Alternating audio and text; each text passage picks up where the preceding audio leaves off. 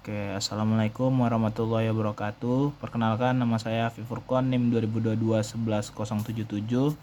Saya dari kelompok C7 Mikon bersama teman saya Angga Dwi Putra, NIM 2022-11027. Saya sebagai publisher. Nah, di sini terdapat source code yang digunain seperti include yang sebagai headernya, lalu ada constanta char, itu sebagai ada SSID dan password, itu fungsi sebagai WiFi. Lalu ada MQTT port, kita masukkan brokernya, terus topiknya seperti DHT. DHT ini memiliki bagiannya lagi, ada bagian temperatur atau suhu dan humidity atau kelembapan. Lalu ada MQ5, sensor MQ5. Jadi sebagai publisher kita memberikan sebuah sensor kepada subscriber. Nah, di sini ada NTP service itu sebagai pewaktu. Lalu ada define DHT pin D6, terus DHT type DHT11, MQ5 pin A0 itu mendeklarasikan pada DHT pin di D6, lalu mendeklarasikan tipe dari DHT yaitu DHT11. Lalu ada MQ5 pin A0 mendeklarasikan MQ5 ke analog read 0.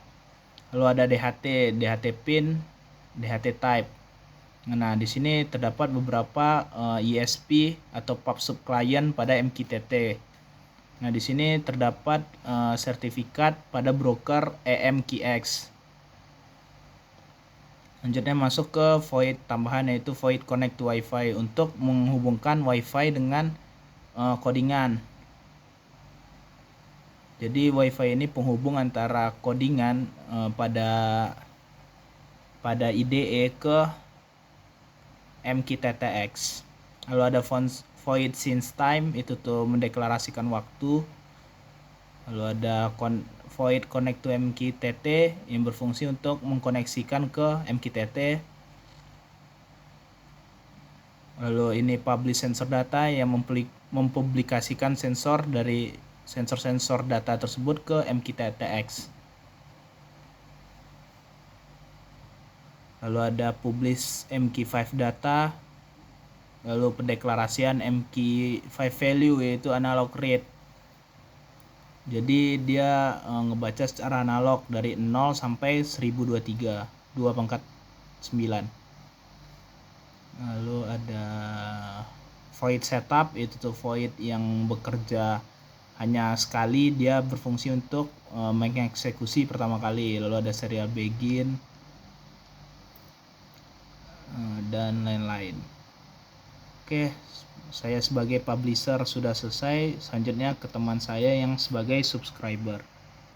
Sebelum masuk ke teman saya akan menjelaskan tentang cara kerja dari codingan ini. Nah, ini sensor yang telah saya berikan.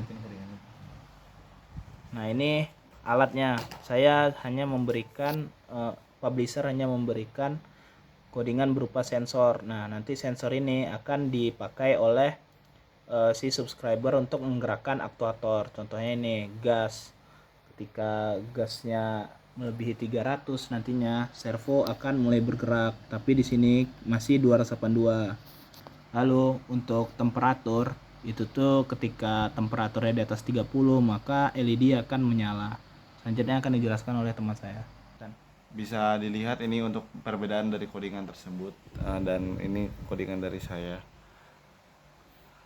yang dimana nantinya tuh saya sebagai subscriber ini, jadi si data yang dari Mas Apip yang sudah dijelaskan tadi nantinya tuh akan ada di MQT saya, yang dimana tuh bisa dicoba Mas Apip itunya.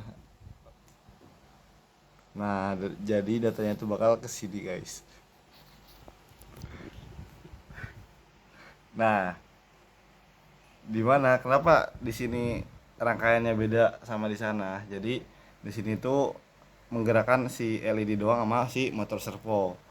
Yang dimana di saat si data si suhunya lebih dari 30, maka LED-nya tuh akan nyala. Ketika si suhunya di bawah 30, maka LED-nya tuh bakal mati. Dan ketika motor servo ini ingin bergerak, maka dia tuh si data MQ5 tuh harus di atas 300. Nanti tuh bakal bergerak senilai pasti codingan 180 derajat kalau nggak salah.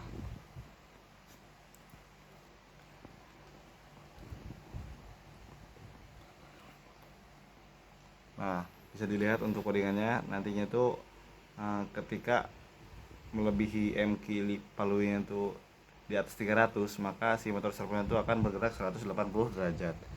Coba bisa dicoba.